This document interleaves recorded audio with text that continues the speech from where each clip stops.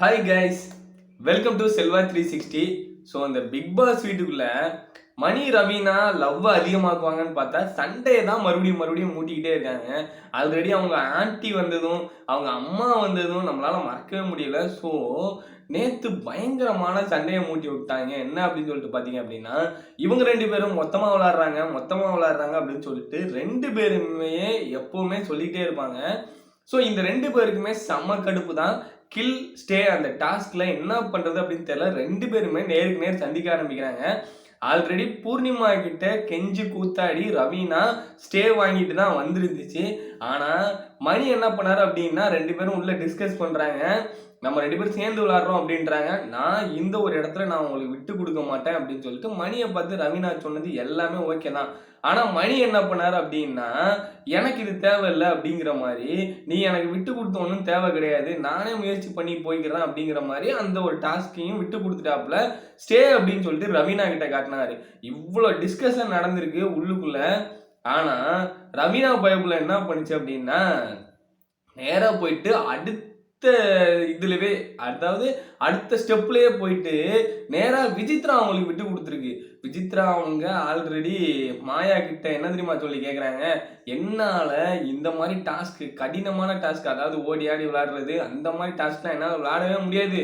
ஆனால் எனக்கும் டிக்கெட்டு ஃபினாலேக்கு போகணும், எனக்கு எப்படியாவது மாயா விட்டு கொடுத்துரு அப்படின்னு சொல்லிட்டு மாயா கிட்ட கேட்டாங்க. மாயாவுக்கு வேறு வழியே கிடையாது, மாயா ஆக்டிங்கை போட்டு தான் ஆகணும், அப்பதான் வெளியில மாயாவுக்கு ஸ்கோர் கிடைக்கும் அப்படிங்கிறதுக்காக இந்த ஒரு சான்ஸை பயன்படுத்தி நீங்க ஸ்டே பண்ணிக்கங்க அப்படின்னு சொல்லிட்டு மாயா விசித்ரா அவங்கள விட்டு கொடுத்துட்டு போயிட்டாங்க. ஆனா விசித்ரா அடுத்த ஸ்டெப்ல ரவீனாவும் விசித்ராவும் சந்திக்கும் போது அப்படியே ரவீனா என்னாச்சுன்னு தெரியல, நம்ம விசித்ரா அவங்களுக்கு விட்டு கொடுத்துட்டாங்க. இதை வெளில இருந்து பார்த்த மணிக்கு செம்ம கடுப்பு.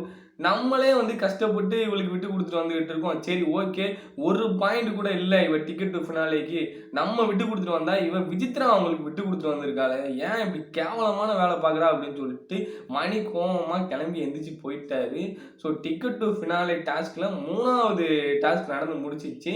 அந்த டாஸ்க்ல பார்த்தீங்க அப்படின்னா ஃபர்ஸ்ட் வந்தது விசித்ரா அவங்க தான். தினேஷ் என்ன பண்ணார் அப்படின்னா, ரெண்டு பேருமே ஸ்டே கொடுத்துட்டாங்க. அதனால ஆனால் ரெண்டாவது அதுக்கப்புறம் போகும்போது தினேஷ் விஷ்ணு கிட்ட தோத்துட்டாப்புல. விஷ்ணு இறக்கமே இல்லாமல் நீ கில் அப்படின்னு கொடுத்துட்டாப்புல. ஆனால் எப்படியோ கெஞ்சி கூத்தாடி நம்ம விசித்ரா மேடம் வாங்கிட்டு உள்ளே வந்துட்டாங்க. 3 பாயிண்ட் அவங்களுக்கு ஒரு வழியாக கிடைச்சிடுச்சு. அவங்க 3 பாயிண்ட்ல இருக்காங்க. நம்ம ரவீனாவும் 2வது பிளேஸ்ல இருக்கு. ஸோ அதுலேயே அவங்களுக்கு ஒரு ரவீனாவுக்கு 2 பாயிண்ட். ரவீனா ஆல்ரெடி பாயிண்டே இல்லாமல் இருந்துச்சு. ஒரு பாயிண்ட் யாரு அப்படின்னா விஷ்ணு எங்க பார்த்தாலும் விஷ்ணு ஒரு கணக்கை தொடங்கிடுறாப்புல.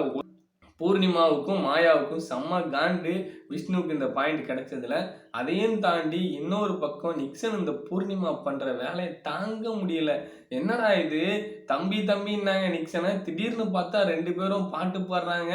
நம்ம பூர்ணிமா நிக்சன் மடியிலாம் படுத்து கிடக்குது. பாவம் நிக்சனை திருந்த விட மாட்டாங்க போல, அப்படிதான் தோணுது. வேற வழி கிடையாது. நிக்சன் மடியிலாம் படுக்கிறது, டான்ஸ் ஆடுறது, இதெல்லாம் யாரை வெறுப்பேற்றுறதுக்கு, ஒரு வேளை விஷ்ணுவை வெறுப்பேற்றுறதுக்காக கூட இருக்கலாம். இப்படியே மைண்டு செதறி, என்னடா இது நம்ம மேலே க்ரஷ்ஷாக இருந்த பயப்புள்ள இப்படி நிக்சன் மேலே சாஞ்சிருச்சு அப்படின்னு சொல்லிட்டு வெக்ஸாகி இந்த கேம் எல்லாம் தப்பாக விளையாடுவார், ஏதாவது வெறியாகி ஏதாவது சொல்லுவார் அப்படிங்கிறதுக்காக விஷ்ணுவை காலி பண்ணுற ஸ்ட்ராட்டஜியாக கூட இருக்கலாம் அப்படிங்கிற மாதிரி தான் நம்மளுக்கு தோணுது.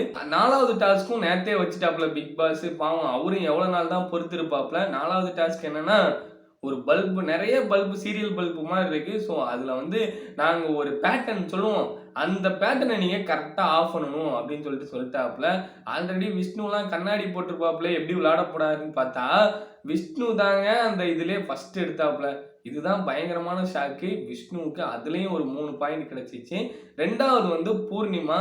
ஸோ பூர்ணிமாவுக்கு ஒரு 2 பாயிண்ட். அவங்களும் ஓரளவுக்கு கரெக்டாக பல்பெல்லாம் ஆஃப் பண்ணிட்டாங்க. 3வது தினேஷ். ஒரு வழியா தினேஷ் ஒரு பாயிண்ட்ல இருந்தாரு, தக்கி முக்கி 2 பாயிண்ட் எடுத்துட்டாப்புல. ஃபர்ஸ்ட் இருக்கிறது இப்போதைக்கு இந்த லிஸ்ட்லாம் ஃபர்ஸ்ட் இருக்கிறது யாரு அப்படின்னு சொல்லிட்டு பார்த்தீங்கன்னா 7 பாயிண்ட் நம்ம விஷ்ணு எடுத்திருக்காப்புல. 2வது நம்ம நிக்சன் 4 பாயிண்ட். அதே இடத்துல தான் நம்ம பூர்ணிமாவும் 4 பாயிண்ட்ல இருக்காங்க. ஆக மொத்தத்தில் பார்த்தீங்க அப்படின்னா நம்ம நிக்சன் பூர்ணிமா 4 பாயிண்ட்ல இருக்காங்க. 3 பாயிண்ட் எடுத்து நம்ம மாயாவும் விசித்ராவும் இருக்காங்க. ஒரு வழியா தினேஷ் ஒரு 2 பாயிண்ட், ரவீனா ஒரு 2 பாயிண்ட் எப்படியோ மணிக்கிட்ட சண்டை போட்டு எடுத்துச்சு அப்படின்னு தான் சொல்லணும். ஸோ பார்த்துட்டு உங்களுக்கு எப்படி தோணுது அப்படின்னு சொல்லிட்டு கமெண்ட் பண்ணுங்க.